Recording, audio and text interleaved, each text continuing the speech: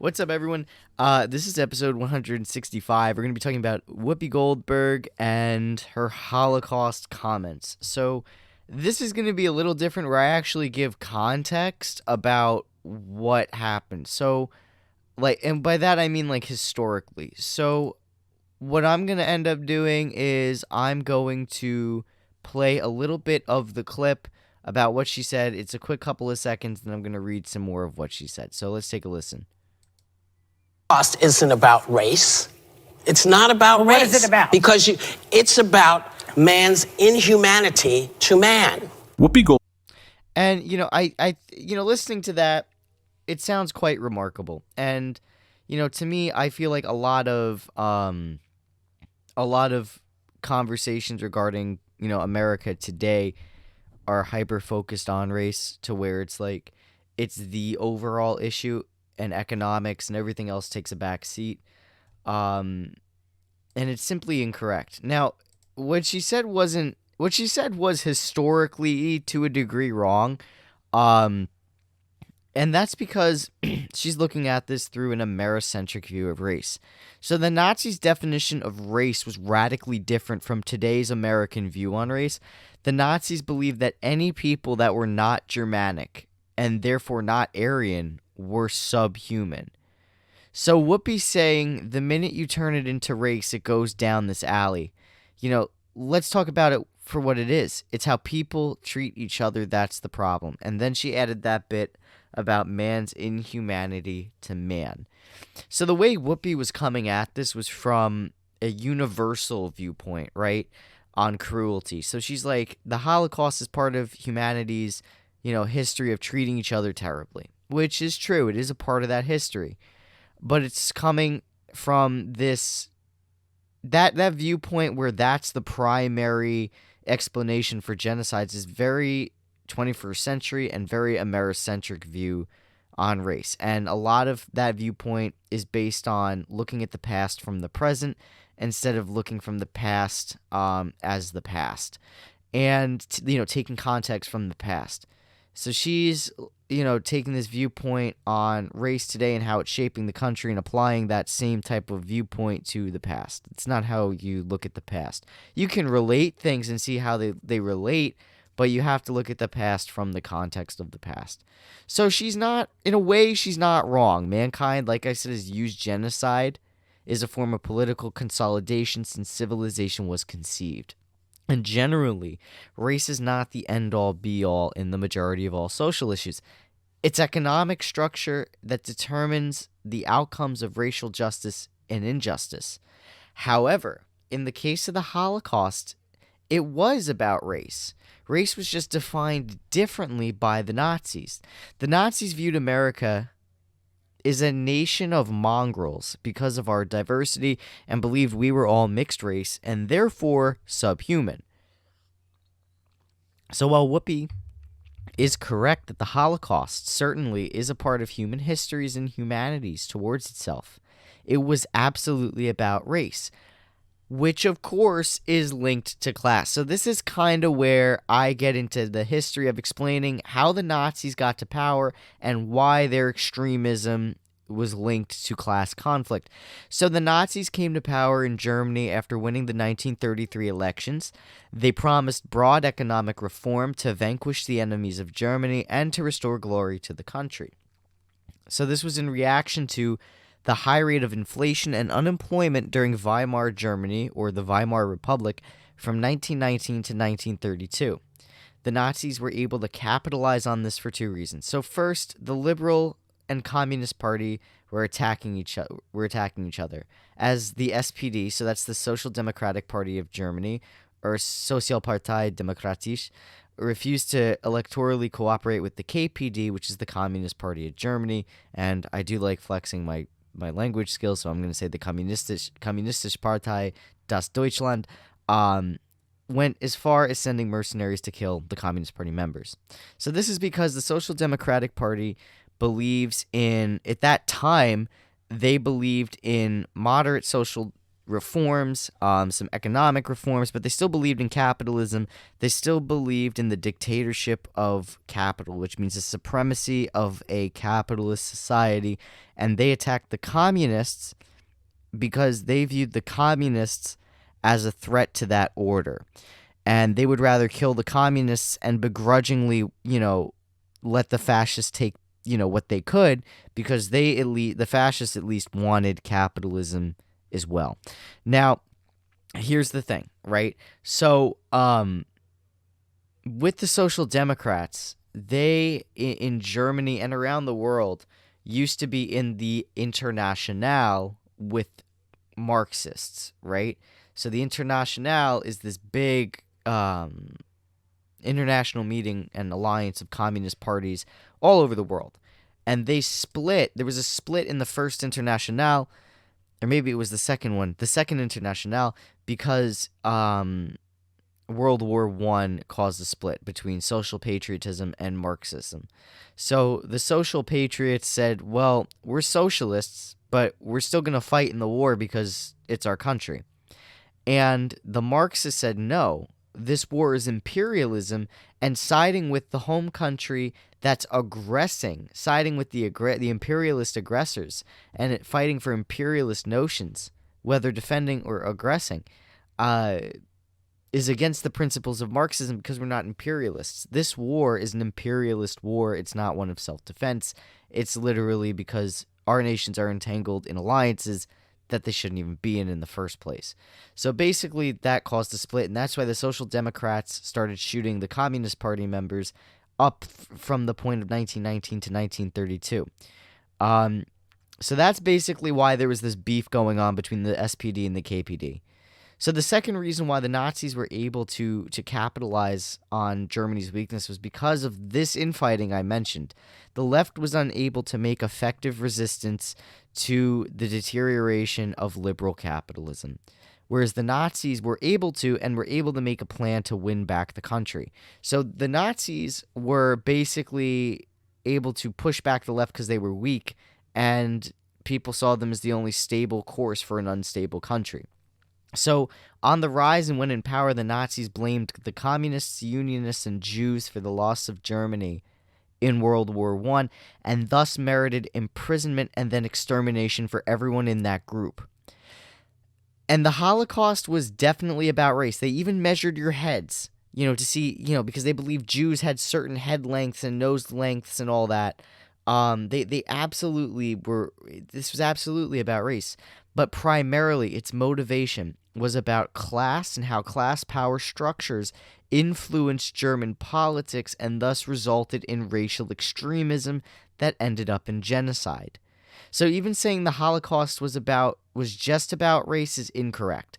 It was not just about race. It was a class element to it as well.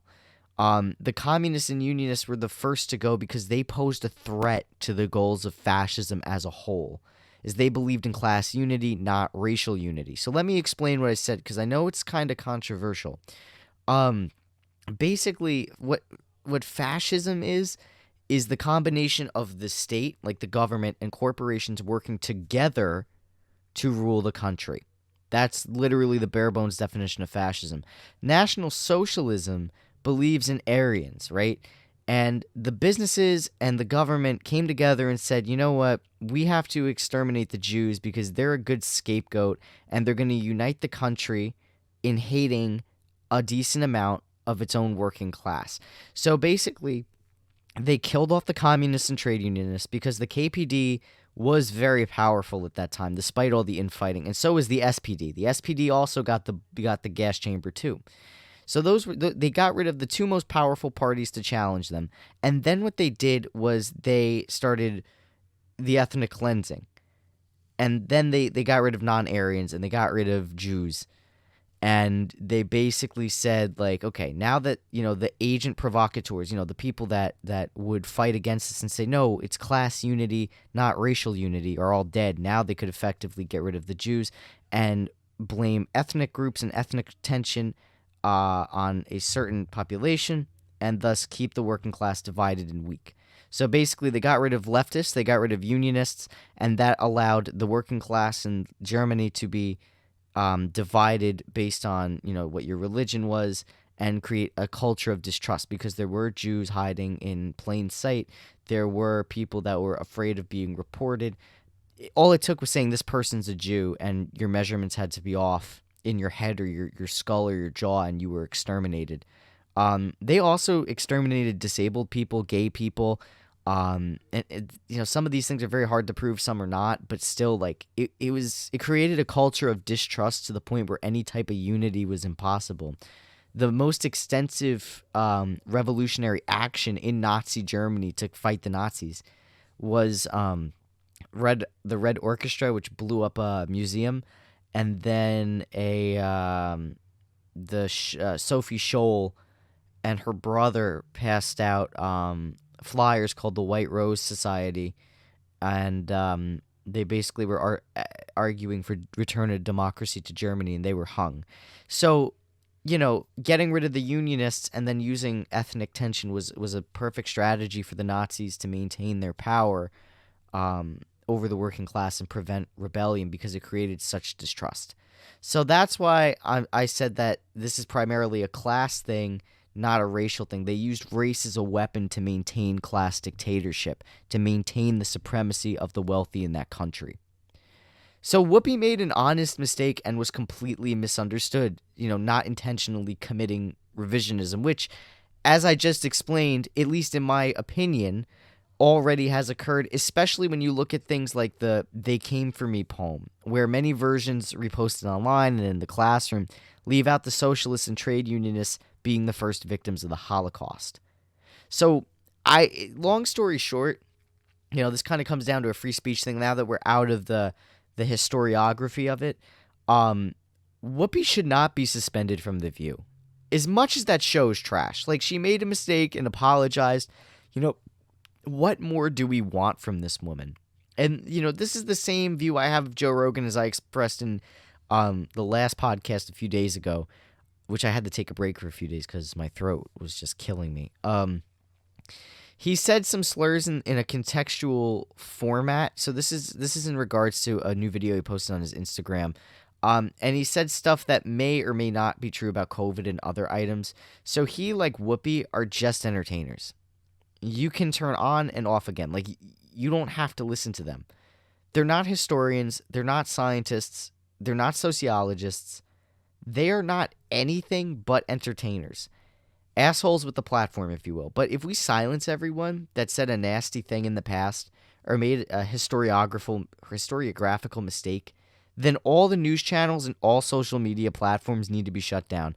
I mean, even my podcast would need to be shut down. Like, I don't say slurs or anything on here, but the way Joe was explaining it was, like, in context when he would say, like if he said the N-word and they were talking about a bit that a comedian did, and he would say the joke, that he was like, in his head, he was like, that's fine because it's contextual, and he did apologize for it, but he did it more because he was pressured to.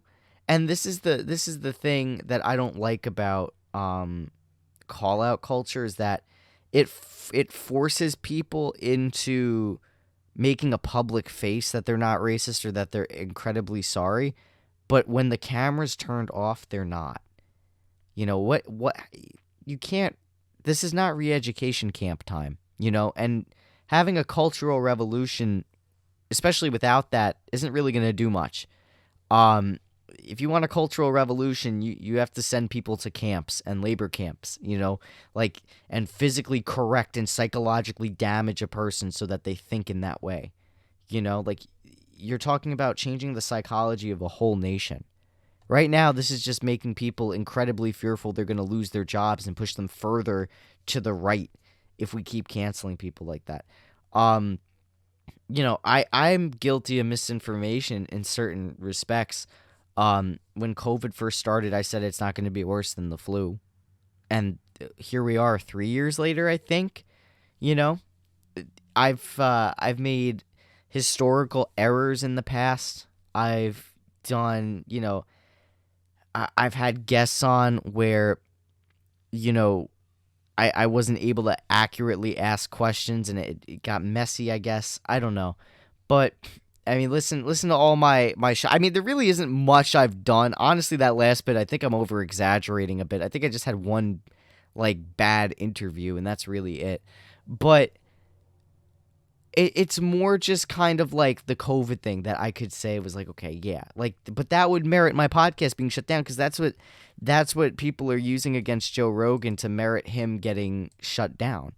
And now they're saying they're taking clips of his old show where they're compiling things and saying of him just saying like racial slurs and other slurs, I guess. I never watched the video, but the thing is like, and he apologized for it, but like, he knows as much as I know that if you take bits and pieces of people's show and you mix and match it in a way to prove a point, it's gonna look bad, you know? I guarantee you, if you take everything I said about the Holocaust in this episode, right? You could take it out of context. You could cut this in such a way as to make it look like I'm an anti-Semite and, put it on the internet. I'm not giving you permission to do that. I'm just saying if someone could easily do that with that. So imagine with Joe Rogan, who's high most of the time, has these crazy guests, and is talking about, I mean, he's literally a guy that talks about things, right? So, like, why? It's the same thing with Whoopi. She said this is man's inhumanity to man.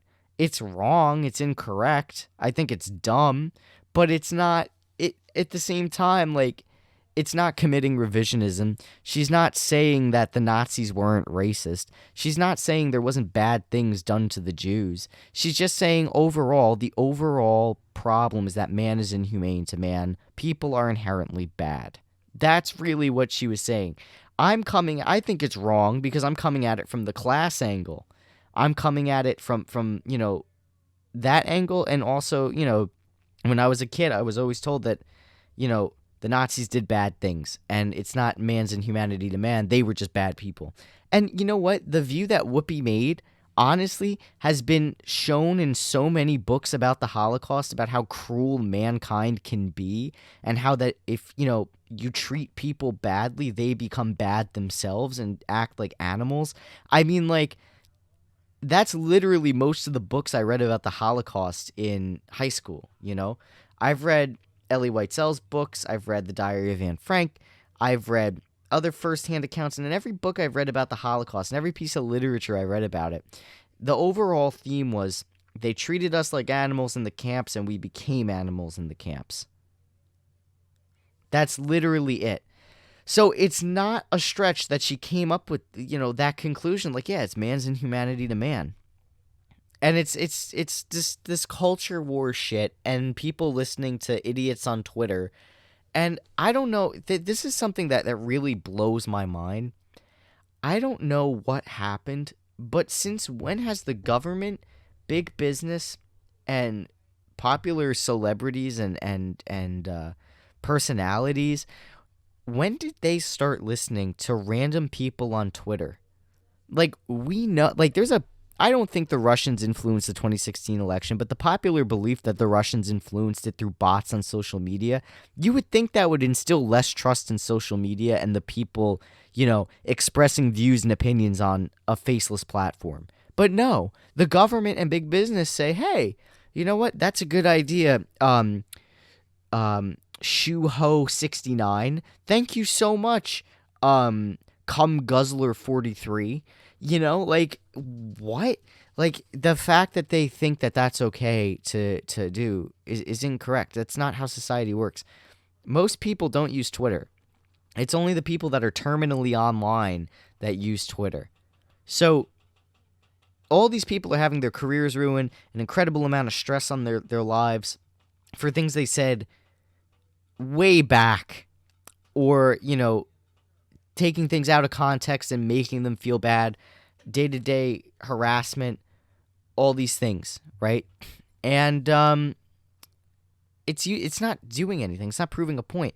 They're coming after Whoopi for, having just a different viewpoint on why the Holocaust happened, and then, which has been a viewpoint expressed by some Jews themselves. So, like, what the hell? And then you have Joe Rogan, who's getting drilled for his COVID thing. He lost 70 episodes on Spotify, and now they're coming out with this thing to make him look like he's a racist. And then they have, like, they're trying to remove things that aren't even related to COVID now on his show. Like, they erase some comedians. They erase something with Alex Jones on it. It's just like, it's just coming to the point where it's like, do we care about education, or do we care about suppressing things we don't like and living in a bubble where everything's fine? America is this non-racist, super inclusive place, and anyone that we think is mean or nasty or not inclusive should just be banned from participating in wider society. We don't want to see them. We never want to see them. We don't want to touch them. They can go live in the rural places and farm or something where they belong. It's such an elitist viewpoint that you can't handle, something deferring or challenging to your point of view. So you have to cry and say, like, okay, well, I have to deal, I can't deal with this, get away from me. This is insert buzzword to throw people off, and then I get to live my life. You got to think, like, how much of a loser do you have to be like that type of person, right? They're not like that. It's literally like Joe Rogan was literally quoting people, and he was just bringing on people with deferring evidence on COVID-19. And as we know, COVID changes on a day-to-day basis. And Whoopi just didn't have the history. She maybe not even not having the history right, but she just had a different interpretation of the historical fact.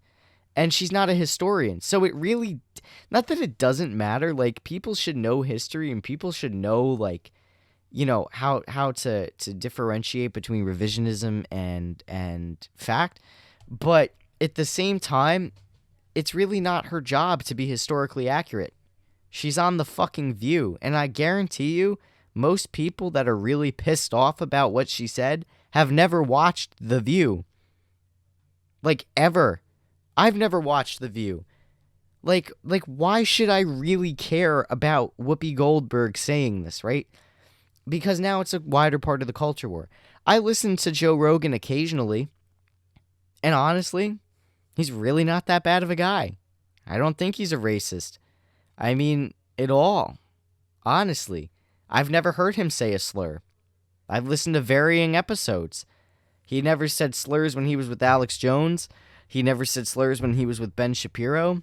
He never said slurs when he was with Dave Chappelle, which is shocking because Dave Chappelle is literally, the skits he made on the Chappelle show were just wow. I mean, like, holy shit. Definitely check those out. But, it's all censorship, and it's not actually contributing to making this country a better, more tolerable place. If anything, it's pushing people farther apart, and it's making racial integration fracture a little bit. And it's also, like, I'm not going to lie, and I've seen this a lot, it's making people just afraid to share their opinions and keeping them to themselves. And then when they find someone that, like, vaguely agrees with them, they just let it all out. And that's a breeding ground for extremism. I'm just saying that all this culture war crap from the left and the right is going to drive people to the extremes, and then they're going to start firing shots. That's all I'm going to say. Mic drop. Thanks again for listening to another episode of Backpacking America. I do want to say, give a quick shout out to Innate Cleaning. He is the boy. He will clean your crib, finesse that shit like it's no tomorrow, deep clean your floors. I mean, he's got this tool where he makes that window shine. Like, he just like, you know what I mean? Like, wow, I just hurt my voice box doing that. he finesses your windows. He'll finesse your whole house, deep clean that. Super affordable price. Awesome dude. Also, I would love it if you guys could check out my shop on Threadless. You can get your hoodies, your skateboards, your stickers, your coffee mugs, your Backpacking America backpacks. You could even get your coffee mugs, your travel mugs, your stickers. I said that already. We got t-shirts. I think I have socks. Definitely check it out. It's so cool. Super affordable prices. Fuck the $60 hoodie complex. Anyway, I'm out of here. Thanks for listening, and until next time.